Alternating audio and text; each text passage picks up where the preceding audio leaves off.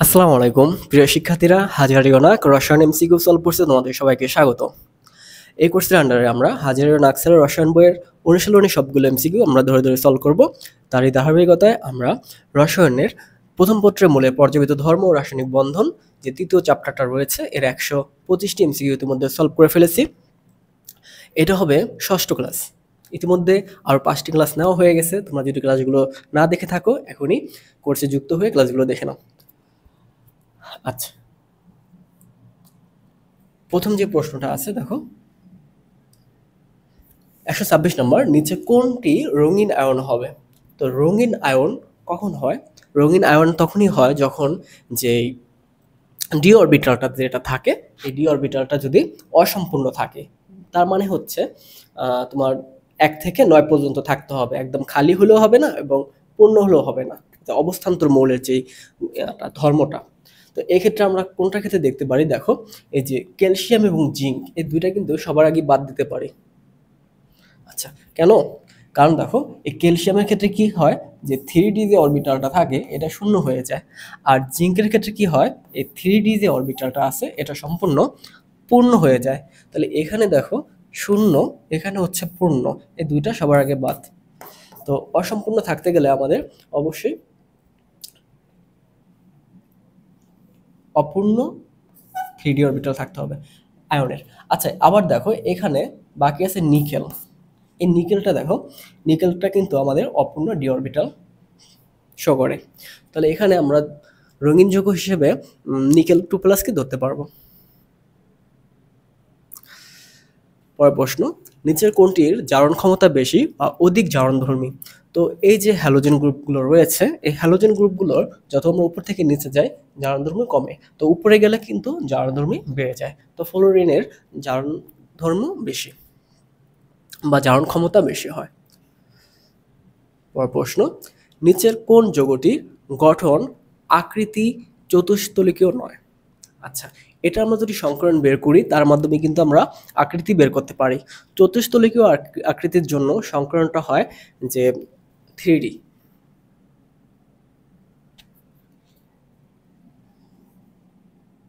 আচ্ছা, দেখো আমাদের এক্স এর মান যেটা বের হয়, এক্স এর মানটা বের হতে হয় 4। হ্যাঁ, এক্স এর মানটা যখন 4 বের হয় তখন আমরা এটা বের করতে পারি। তো এই যে সবগুলো ক্ষেত্রে যদি এস এর মান কত বের হয়, যে কার্বন টেট্রাক্লোরাইড, এটা আমরা একটা শর্টকাট টেকনিক দিয়ে তোমাদের দেখিয়ে দিয়েছিলাম যে শুধু বন্ধন গুণ যদি গণো, তোমরা যদি শুধু বন্ধনগুলো গণো তাহলে কিন্তু বের করতে পারবা। দেখো এখানে কয়টা বন্ধন, 1টা 2টা 3টা 4টা, ঠিক আছে? এই 4টা বন্ধন যেহেতু রয়েছে তাহলে এক্স এর মান কত হবে? এক্স এর মান হবে 4। আর এক্স এর মান যদি 4 হয় তাহলে কি হয়? এটা sp3 হয়, রাইট? আচ্ছা, তাহলে এগুলো হচ্ছে sp3 যেগুলো হয় এগুলো কিন্তু চতুস্তলিকীয় নয়, সরি, এগুলো চতুস্তলিকীয়, sp3 গুলো চতুস্তলিকীয়। তো এটা মনে রাখবে এভাবে যে 4-এ চতুস্তলিকীয়, 4-এ চতুস্তলিকীয়, 5-এ পিরামিডীয়, এটা মনে রাখতে পারো, ত্রিকোণে পিরামিডীয়, 5-এ পিরামিডীয়, এবং 3-এ ত্রিভুজাকার, 3-এ ত্রিভুজাকার, এভাবে মনে রাখতে পারো। তো এক্স এর মান বের হয়েছে 4, এক্স এর মান 4 বের হইলে sp3 হয়, এগুলো হচ্ছে চতুস্তলিকীয়।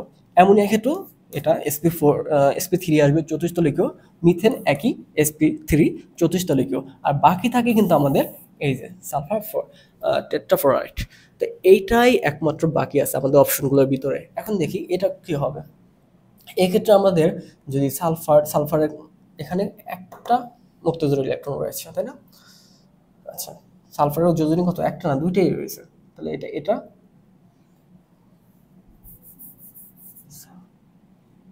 সালফারের কত থাকে? 6।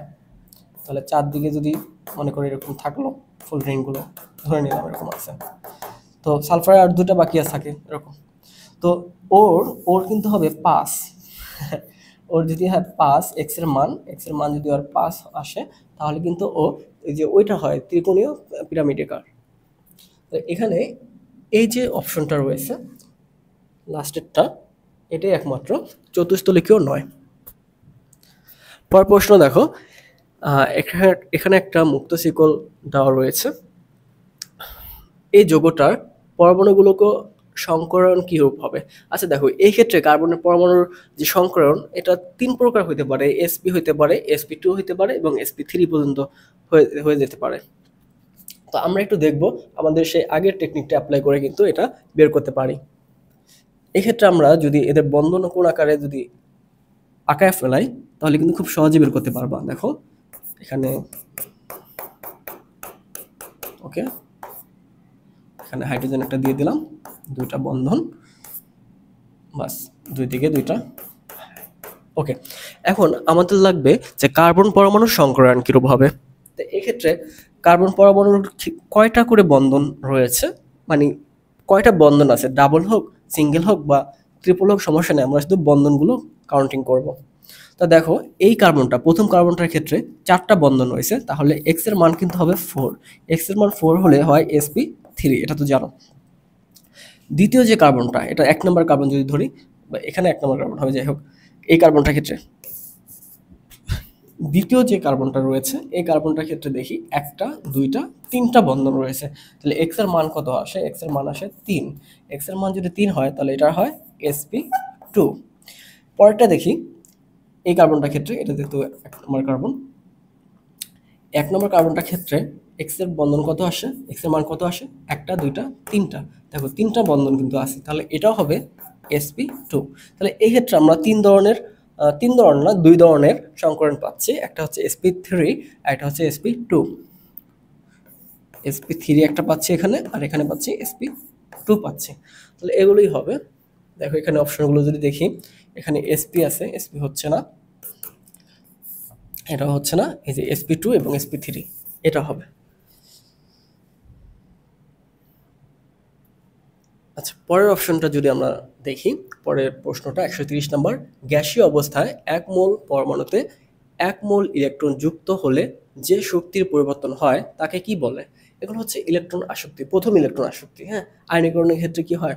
ইলেকট্রন টেনে নিয়ে যায়, আর এখানে যুক্ত করা হচ্ছে, তো এটা হবে প্রথম ইলেকট্রন আসক্তি। আর ইলেকট্রোনেগেটিভিটি এটা আলাদা জিনিস। এটা হচ্ছে ইলেকট্রোনেগেটিভিটি, যেটা সেটা হচ্ছে সমযোজী যৌগে যে যখন বন্ধন শেয়ার করে, তখন নিজের দিকে যে শেয়ারকৃত যে ইলেকট্রনগুলো রয়েছে, এগুলো নিজের দিকে টেনে আনার যে ক্ষমতাটা থাকে, ওটা হচ্ছে ইলেকট্রোনেগেটিভিটি থাকে। ওগুলোর কারণে তোমার যেই হাইড্রোজেন বন্ড গঠন করে, আরও অনেক কিছু আছে, যেমন ফোন কল সিসিল, ওটার মাধ্যমে মনে রাখতে পারো যে FON, ফোন কল সিসিল, তার মাধ্যমে তড়িৎ-ঋণাত্মকতা বা ইলেকট্রোনেগেটিভিটি বের করতে পারো। এবং এই ফোন যাদের ভিতর থাকে, হাইড্রোজেনের সাথে যুক্ত থাকে, তখন কিন্তু হাইড্রোজেন বন্ড গঠন করে। এগুলো আমরা পরে শিখব। দেখো, ফসফরাস পেন্টাক্লোরাইড এর কোন ধরনের সংকরণ বা হাইব্রিডেশন বিদ্যমান?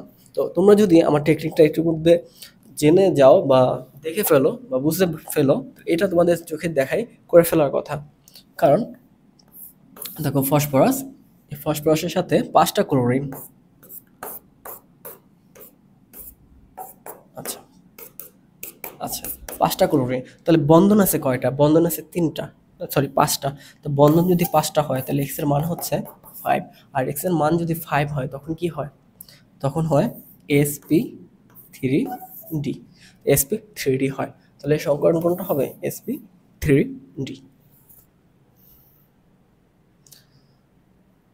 পরের প্রশ্ন দেখো, এখান থেকে যে তোমাদের 131 নম্বর বইয়ের যে 131 নম্বর কোশ্চেনের পর থেকে যে 140 পর্যন্ত, এখানে 10টা কোশ্চেন আমাদের এখানে এন্ট্রি দেওয়া মিসিং হয়েছে, ওটা পরবর্তীতে এন্ট্রি দেওয়া আছে, মানে এই সিকোয়েন্সে নাই।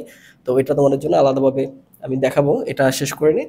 তো এখানে আমরা 150 পর্যন্ত, 40 থেকে 150 পর্যন্ত যেগুলো আছে ওগুলো এখন সলভ করবো। মাঝে যে 10টা আসছিল 130 থেকে 140 তোমাদের বইয়ের, ওইটা আমরা একটু পরে দেখাচ্ছি, এটা আগে শেষ করে নিই। আচ্ছা দেখো, এখানে 132 মানে হচ্ছে তোমাদের ওখানে কিন্তু বইতে হবে 142, এটা একটু মনে রাখো। কপার, এটার সাথে দেখো অ্যামোনিয়া আছে 4টা, ক্লোরিন আছে 2টা। ওকে, এটা একটা জটিল যৌগ, এখানে কয়টা বন্ধন বিদ্যমান? দেখো, এটা খুব সুন্দর একটা প্রশ্ন, এগুলো বুয়েট বা রুয়েট বিভিন্ন প্রযুক্তি বিশ্ববিদ্যালয়ে এই ধরনের প্রশ্ন দিয়ে দেয়। আচ্ছা, এটা নির্ণয় করতে গেলে তোমরা একটু ছোট করে চিন্তা করো যে ছোটবেলা কি করতা, ফার্স্ট ব্র্যাকেটে কাজ করতা, পরে সেকেন্ড ব্র্যাকেটে, ওরকমভাবে আমরা একটু কাজটা করি। মনে করো ফার্স্ট ব্র্যাকেটের ভিতরে কি আছে, অ্যামোনিয়া, তো অ্যামোনিয়াকে আলাদা করি, এই যে NH3। তো অ্যামোনিয়ার ভিতর কয়টা বন্ধন আছে দেখো, অ্যামোনিয়ার ভিতর বন্ধন আছে তিনটা, তিনটা বন্ধন আছে না, তিনটা হাইড্রোজেন, তিনটা বন্ধন রয়েছে, অ্যামোনিয়ার ভিতর বন্ধন আছে তিনটা। এখন দেখো এই অ্যামোনিয়া আছে কয়টা, অ্যামোনিয়া আছে কিন্তু চারটা, চারটা অ্যামোনিয়া আছে, তার মানে এখানে 4 দ্বারা যদি গুণ দেই 12টা বন্ধন কিন্তু অ্যামোনিয়ার ভিতর পেয়ে গেছি। ওকে, এখন এই চারটা বন্ধন মানে চারটা অ্যামোনিয়া ও কিন্তু আবার কার্বনের কপারের সাথে কিন্তু আবার সন্নিবেশ বন্ধনের মাধ্যমে যুক্ত আছে, তাই না? তাহলে এখানে থাকবে কয়টা, আরো চারটা যোগ হবে, যে অ্যামোনিয়াগুলো NH4, যে অ্যামোনিয়াগুলো এরা হচ্ছে সন্নিবেশ বন্ধনের মাধ্যমে 4টি বন্ধন গঠন করে, এখানে আছে 12টা, এখানে আছে 4টা। আবার দেখো যে আরো দুইটা যে ক্লোরিন রয়েছে এটা কিন্তু আয়নিক যৌগের মাধ্যমে আবার যুক্ত হয়। তাহলে এখানে আয়নিক যৌগ আকার যদি আমি কার্বন 2 করে রাখি, আচ্ছা দেখো ওরা কিন্তু দুইটি বন্ধন গঠন করে এখানে। তাহলে দেখো সমযোজীর মাধ্যমে আছে কয়টা, সমযোজীর মাধ্যমে আছে 12টি সমযোজী, আর সন্নিবেশের মাধ্যমে আছে 4টা, এবং আয়নিকের মাধ্যমে আছে 2টা। তাহলে 12 4 16, 16 2 18, তাহলে টোটাল আমরা যদি আসি তাহলে 18টি বন্ধন বিদ্যমান। বেনজিনের সিগমা বন্ধন কয়টি? তো এটা খুবই সহজ একটা প্রশ্ন ছিল, বেনজিনের সিগমা বন্ধন কয়টি, তোমরা যদি বেনজিন আঁকাও তাহলে বুঝতে পারবা। দেখো এটা হচ্ছে বেনজিন। এখন বেনজিনের ক্ষেত্রে আমরা যে ভুলগুলো করি সেটা হচ্ছে, ভুলগুলো বলতে বন্ধন গণনার সময় এই যে এ পাশে আমরা তো বেনজিন আঁকি, কিন্তু বেনজিনের সাথে যে আমার এ পাশে হাইড্রোজেনগুলো যে ছিল, এই হাইড্রোজেনগুলো কিন্তু নিতে আমরা ভুলে যাই। এগুলো কিন্তু অ্যাডমিশনে আসার মতো কোশ্চেন, দেখো এরকম ছিল, তাই তো? আচ্ছা এখন দেখো এই যে বেনজিন, এই বেনজিনটার ভিতরে কয়টা বন্ধন আছে তুমি দেখো, যে সিগমা বন্ধন এখানে চারপাশে কয়টা আছে, 6টা, 6টা আছে। আবার দেখো এগুলো কিন্তু কার্বন, এখানে এগুলো কার্বন। আচ্ছা এই কার্বনগুলো কার্বনের সাথে কিন্তু আবার সিগমা বন্ধনে যুক্ত আছে, সেটা কিন্তু দেখতে হবে। তাহলে হাইড্রোজেন টু কার্বন আমরা যদি কাউন্টিং করি, হাইড্রোজেন টু কার্বন এখানে আছে কয়টা, 6টা। আর দেখা যাচ্ছে কি, দেখো এই হাইড্রোজেন টু হাইড্রোজেন এই বন্ধনটা আছে 6টা, আর কার্বন কার্বন বন্ধন আছে কয়টা, কার্বন কার্বন বন্ধন আছে 6টা। তাহলে মোট কয়টা বন্ধন হবে, কার্বন কার্বন, কার্বন কার্বন 6টা, এবং কার্বন হাইড্রোজেন 6টা, মোট 12টা বন্ধন।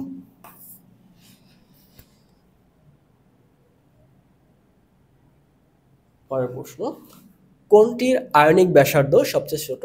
এক্ষেত্রে দেখতে হবে এদের সবার যেহেতু ইলেকট্রন সংখ্যা সমান, তাহলে প্রোটন সংখ্যা যার বেশি হবে তারই আয়নিক ব্যাসার্ধ ছোট হবে, কারণ প্রোটন সংখ্যা বেশি হলে ওই বেশি প্রোটনের শক্তির সাহায্যে ইলেকট্রনগুলোকে অনেক বেশি টেনে নিজের দিকে রাখতে পারবে, ফলে আকারটা ছোট হয়ে যাচ্ছে। এবং এরা সবই কিন্তু তুমি দেখো দ্বিতীয় পর্যায়ের মৌল, তাই না? Oxygen, nitrogen, sodium, aluminium, magnesium, এরা সবই দ্বিতীয় পর্যায়ের মৌল। আচ্ছা, তো একই পর্যায়ে যেহেতু রয়েছে এবং ইলেকট্রন সংখ্যাও সেম, তো সেই ক্ষেত্রে আমাদের প্রোটন সংখ্যা যার বেশি সেই হচ্ছে, ও না, এখানে একই পর্যায়ে না, সোডিয়াম, সোডিয়াম আবার একটু পরের পর্যায়ে, ঠিক আছে ঠিক আছে, এই দুটা তো পরে, সোডিয়াম ম্যাগনেসিয়াম, সোডিয়াম পরে। আচ্ছা তাহলে, সোডিয়াম তো আগেই বাদ, দেখো সোডিয়াম তো পরের পর্যায়ে, সোডিয়াম আগেই বাদ। এখন এদের ভিতর খেলা হবে, এই অক্সিজেন আর অ্যালুমিনিয়াম আর ম্যাগনেসিয়াম এদের ভিতর খেলা হবে। তো এদের ভিতরে খেলায় তো অবশ্যই অ্যালুমিনিয়াম আকৃতি ছোট হবে, তাই না? আর ও তো এমনি বড়।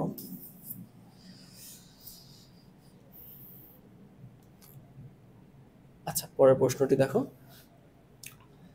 এখানে একটা বিক্রিয়া দেওয়া আছে, ক্যালসিয়াম এর সাথে নাইট্রোজেন এবং পানি এদের মিলে জিলে একটা বিক্রিয়া করে দিচ্ছে, ওখানে ক্যালসিয়াম হাইড্রোক্সাইড হয়েছে এবং এক্স নামে একটা যৌগ তৈরি হয়েছে। এই যৌগটি কি জিনিস? আচ্ছা এখন দেখো এই জায়গাটায় তোমরা একটু খেয়াল করো, ক্যালসিয়াম আর এই পাশ থেকে হাইড্রোক্সাইড, দুইটা কিন্তু চলে আসছে। যদি সিম্পলি মেকানিজমটা চিন্তা করো, এক্স এর মান কিন্তু সহজেই বের করা যায়। তো এই জায়গা থেকে কি চলে আসছে, এই জায়গা চলে আসছে ওএস। আচ্ছা, আর এখান থেকে আসছে সিও, ঠিক আছে, দুইটা, এই দুইটা কিন্তু এখান থেকে এসে যুক্ত হয়ে গেছে এটা। ওকে, তাহলে এই পাশে কি কি বাকি থাকে দেখো, এখানে কিন্তু নাইট্রোজেনটা ব্যবহার হয়নি, আর এই জায়গায় হাইড্রোজেন ব্যবহার হয়নি। কয়টা? তিনটা। তাহলে দেখো এই নাইট্রোজেন আর হাইড্রোজেন দুইটা মিলে দিলে কি হইতে পারে? দুইটা মিলে দিলে অ্যামোনিয়া হইতে পারে। তাহলে সঠিক উত্তর কোনটা হবে? অ্যামোনিয়া। আর বিক্রিয়া হিসেবে যদি চিন্তা করো, মানে এটা সহজ মেকানিজমের মাধ্যমে বের করা যায়, অনেক সময় বিক্রিয়া মনে থাকে না, তখন এইভাবে বের করা যায়। আর এটা সহজ বিক্রিয়া যখন করবা, বিক্রিয়া করলে তখন ক্যালসিয়াম হাইড্রোক্সাইড এবং অ্যামোনিয়া তৈরি হয়।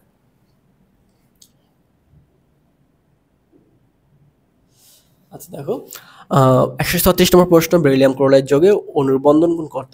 এটা হচ্ছে সংকরায়ন বের করো, সংকরায়ন বের করলে বন্ধন কোণ খুবই ইজি। দেখো এই যে বেরিলিয়ামটা আছে, এটার সাথে ক্লোরিনটা কিভাবে আছে, এখানে একটা ক্লোরিন, এখানে একটা ক্লোরিন।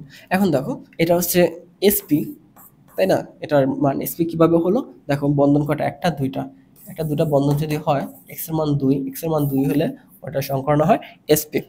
আর sp সমান আমরা জানি কি, sp সমান আমরা জানি 180 ডিগ্রি। এমনিতেও তুমি দেখতে পারো এটা 180 ডিগ্রি।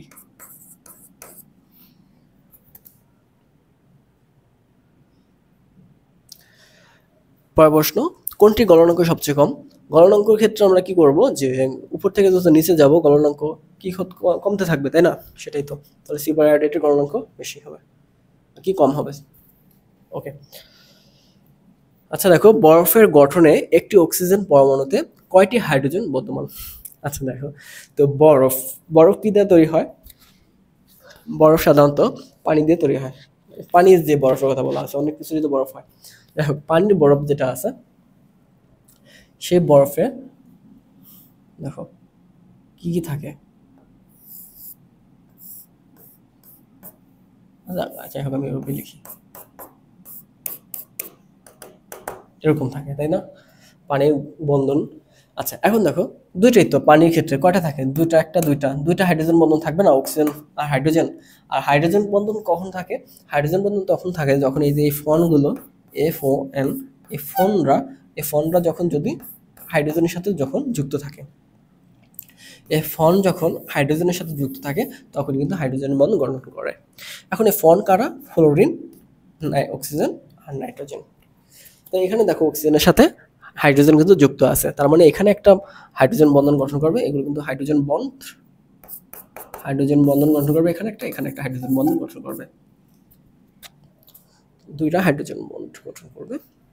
পরের প্রশ্ন, নিচের কোন যৌগে অক্সিজেনের জারণ সংখ্যা -12 হয়?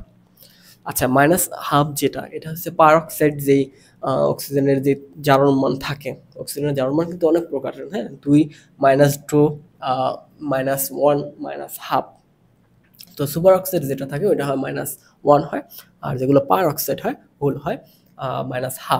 এখন পার অক্সাইড কোথায় হতে পারে দেখো তো, এই যে এই জায়গাটায় হচ্ছে পার অক্সাইড, হচ্ছে 4 নম্বরটা। আচ্ছা এটা কিভাবে হলো, তো জার্মান বের করো, মনে করো যে আমরা স্বাভাবিক যেভাবে জার্মান বের করে এভাবে বের করে লিখতে হয়। আচ্ছা আমরা কার জার্মান বের করবো? অক্সিজেনের জার্মান বের করবো। তাহলে আমরা দেখো এখানে ওর জার্মান কত হয়, পটাশিয়ামের জার্মান 1। তো পটাশিয়ামের জার্মান 1 হইতে গেলে এই জায়গায় অক্সিজেনের জার্মান -1 হইতে হবে, -1 হইতে হবে। কেন -1 হইতে হবে? দেখো কারণ এই দুইটা মিলেমিশে কিন্তু শূন্য হবে, তাই না? এই যে রাশিটা, এই দুইটা যে আমরা যোগ বিয়োগ করবো ক্যালকুলেশন করলে, এই রাশিটার মান সবসময় শূন্য হয়, কারণ একটা যোগের যার মান শূন্য। আচ্ছা এখন দেখো এই অক্সিজেনের টোটালটার, মানে এই টোটাল অক্সিজেনের যাওয়ার মান যদি 1 হইতে হয়, -1 হইতে হয়, তাহলে এখানে অক্সিজেন কয়টা আছে? দুইটা আছে। তা দুইটা অক্সিজেনের যাওয়ার মান যদি হয়, তো দুইটা অক্সিজেন সমান যদি হয় -1, তাহলে একটা অক্সিজেন কত হবে? সমস্যা, তো অক্সিজেন তো শূন্য হয়ে যাচ্ছে। যাই হোক, তাহলে একটা অক্সিজেন কত হবে? 1/2। সিম্পল হিসাব। আচ্ছা দেখো, লাস্ট কোশ্চেনটা, এবং এরপরে আমরা বাকি যে 10টা কোশ্চেন মিসিং ছিল ওই কোশ্চেন 10টা আমরা দেখব।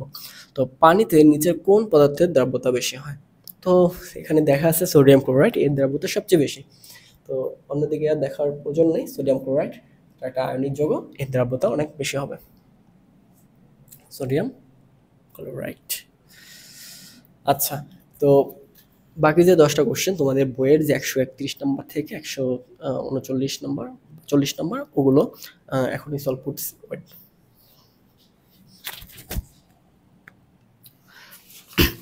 আচ্ছা দেখো, তোমাদের বইয়ের যে 131 নম্বর প্রশ্নটা ছিল, নিচের কোন মৌলটি আয়নীকরণ শক্তি সবচেয়ে বেশি, এখান থেকে শুরু হবে। হ্যাঁ, এই যে 31 নম্বর কোশ্চেন, 31 নম্বর থেকে 40 নম্বর, এই 10টা কোশ্চেন মিসিং ছিল, এটা এখন দেখো আমাদের এখানে লাস্টে চলে আসছে। যাই হোক, তো নিচের কোন মৌলটি আয়নীকরণ শক্তি সবচেয়ে বেশি হয়? আয়নীকরণ মৌলটি সবচেয়ে বেশি হবে কোনটা? এখানে সোডিয়াম উপরে আছে, হ্যাঁ, ওরই তো সবচেয়ে বেশি হবে। ও আচ্ছা আচ্ছা, তোমাদের এর আগে একটা কোশ্চেন ছিল না যে কোন আয়নগুলো আহ, সবচেয়ে বেশি মানে ছোট আকার, সবচেয়ে ছোট কোন আয়নটা? সবগুলো যে একই ইয়া ছিল, ইলেকট্রন সংখ্যা একই ছিল এবং প্রোটন সংখ্যা ভিন্ন ছিল। ওখানে আমি বলছিলাম যে না, এটা সোডিয়ামটা অন্য পর্যায়ে, না না, এরা সবই একই পর্যায়ে, যে সোডিয়াম, ম্যাগনেসিয়াম, অ্যালুমিনিয়াম, এরা সবই একই পর্যায়ে। আমি সোডিয়ামের যে ভরটা আছে 23, আমি ওইটা ভাবছি পারমাণবিক সংখ্যা। আচ্ছা যাই হোক, এটা সোডিয়াম একই পর্যায়ে ছিল। যাই হোক, ওইটা ওইটা তো ছিল অ্যালুমিনিয়াম সবচেয়ে ছোট, এটা বুঝতেই পারছো আশা করি। যাই হোক, নিচে কোন মৌলটির আয়নীকরণ শক্তি সবচেয়ে বেশি? এটা উপরে যেটা থাকে আমরা জানি যে একই একই গ্রুপে আমরা যত উপরে যাব তত আয়নীকরণ শক্তি বেশি হয়, কারণ হচ্ছে ওর আকার ছোট হয়। এটা এভাবে মনে রাখতে পারো যে ছোট মরিচের জাল বেশি। এখানে কিন্তু এর সবার চাইতে সোডিয়ামের আকারটা ছোট, আর এই জন্য এর আয়নীকরণ শক্তির মানও কিন্তু বেশি। পরের প্রশ্নটা দেখি, নিচের কোন মৌলটি এফ ব্লক মৌল নয়? আচ্ছা, এই যে এফ ব্লক মৌল নয়, এফ ব্লক মৌলের ভিতরে দেখো যে আমাদের ল্যান্থানাইট এবং অ্যাক্টিনাইট যে সিরিজগুলো ছিল, এই ল্যান্থানাইট এবং অ্যাক্টিনাইট সিরিজের মোট কয়টা? 30টা মৌল, তাই না? এই 30টা মৌল থেকে 3টা মৌল কিন্তু ওখানে এফ ব্লক মৌল নয়। তার মানে এই 30টা থেকে 3 বাদ দিলে 27টা মৌল কিন্তু এফ ব্লক মৌল। কোন 3টা মৌল? সেখানে ছিল যে ল্যান্থানাইট এবং অ্যাক্টিনাইট, এবং সাথে আরেকটা ছিল থোরিয়াম। এটা তোমাদের বইতে দেখবা। আচ্ছা, এই যে এখানে এই যে অ্যাক্টিনাইট এবং এখানে দেওয়া আছে থোরিয়াম, এই যে হলুদ করে দেওয়া আছে, এই 3টা মৌল কিন্তু হচ্ছে এফ ব্লক মৌল নয়, আর বাকি এই মৌলগুলো হচ্ছে এফ ব্লক মৌল। ঠিক আছে, তো এটা একটু মনে রাখবা, শুধুমাত্র এই 3টা মৌল এফ ব্লক মৌল নয়। এখানে কোনটা আছে? যে থোরিয়ামটা এফ ব্লক মৌল নয়। পরের প্রশ্ন, নিচের কোন বন্ধনটি সবচেয়ে দুর্বল বা কম শক্তি সম্পন্ন? এগুলো হচ্ছে আয়নিক সমযোজী সুনিবেশ ধাতব বন্ধনটা আমরা জানি সবচেয়ে দুর্বল এবং কম শক্তি সম্পূর্ণ হয়। আচ্ছা, পরের প্রশ্ন,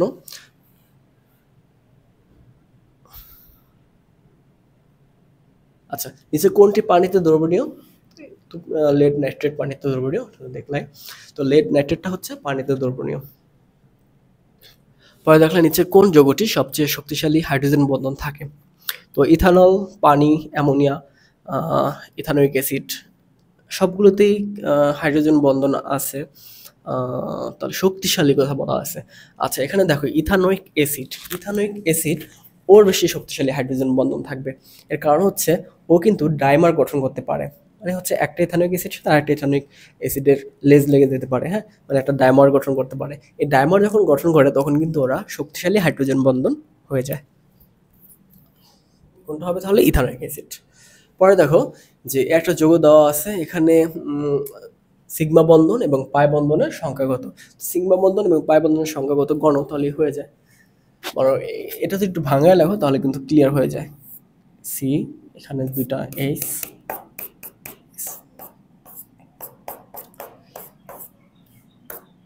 হাইড্রোজেন, ওকে, আর বাকি আছে এই সি এইচ, আচ্ছা এটা তো ছিল। আচ্ছা, এখন আমরা যদি একটু কাউন্টিং করি কয়টা সিগমা বন্ধন আছে, 1টা 2টা 3টা 4টা 5টা 6টা 7টা 8টা 9টা 10টা, তো 10টা সিগমা বন্ধন আছে, তাহলে এগুলো আগে বাদ, এই দুটার ভিতরে খেলা হবে। এখন পাই বন্ধন কয়টা আছে আমরা দেখতে পাচ্ছি, পাই বন্ধন এখানে একটা আছে এবং এখানে একটা আছে, তাহলে দুইটা পাই বন্ধন আছে, এখানে ঘ নম্বরটা আনসার হবে।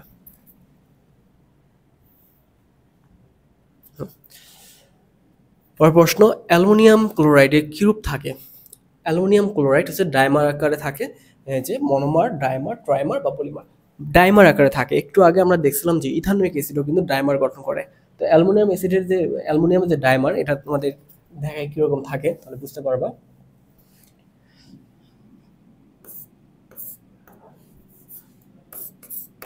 এই যে অ্যালুমিনিয়াম,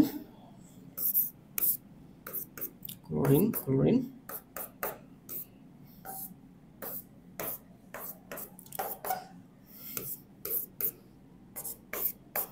ওকে, এই একটা অবস্থা হয় অ্যালুমিনিয়ামের। তো এখানে এটার সাথে একটা যুক্ত হয় এখানে, আর এ জায়গায় একটা যুক্ত হয়, বাস।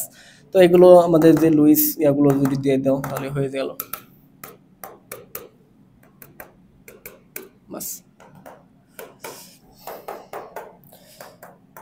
ওকে, তো এভাবে যে অ্যালুমিনিয়ামটা একটা ডাইমার গঠন করে। তো ডিরেকশনটা একটু মনে রাখো এদিকে, বাস। কম বেশি হয়ে যেতে পারে কয়েকটা, দেখো। তো এই যে ডাইমারটা দেখলা, এখানে এই কি করে, এই যে ক্লোরিনটা ও এখানে অ্যালুমিনিয়ামের সাথে যুক্ত হয়, আবার এ পাশে যে ক্লোরিনটা এ পাশে অ্যালুমিনিয়ামটার সাথে যুক্ত হয়, এভাবে ওরা একটা ডাইমার গঠন করে ফেলে। আচ্ছা, এটা দুটো দেখে আসি। হ্যাঁ, ডাইমার গঠন করার কারণে। পরের প্রশ্ন দেখো, স্ফুটনাঙ্কর ক্রম অনুসারে নিচের কোন সেটটি সঠিক হয়? এটা দেখো, পানির স্ফুটনাঙ্ক সবচেয়ে বেশি হয় আমরা জানি। তো এখানে পানির স্ফুটনাঙ্ক বেশি বেশি আছে দুইটা, এই দুইটার ভিতরে। আবার দেখি যে এই দুইটার ভিতরে একটা হবে, এখানে আছে হাইড্রোজেন ফ্লোরাইড আর অ্যামোনিয়া। না, অ্যামোনিয়ার চাইতে হাইড্রোজেন ফ্লোরাইডের স্ফুটনাঙ্ক বেশি হয়। ঠিক আছে, অ্যামোনিয়ার সাথে হাইড্রোজেন ফ্লোরাইডের স্ফুটনাঙ্ক বেশি হয়। তাহলে এই ক্রমটা ঠিক আছে। এরপর অ্যামোনিয়া থেকে, হ্যাঁ ঠিক আছে, হাইড্রোজেন বন্ধন আছে এগুলোতে।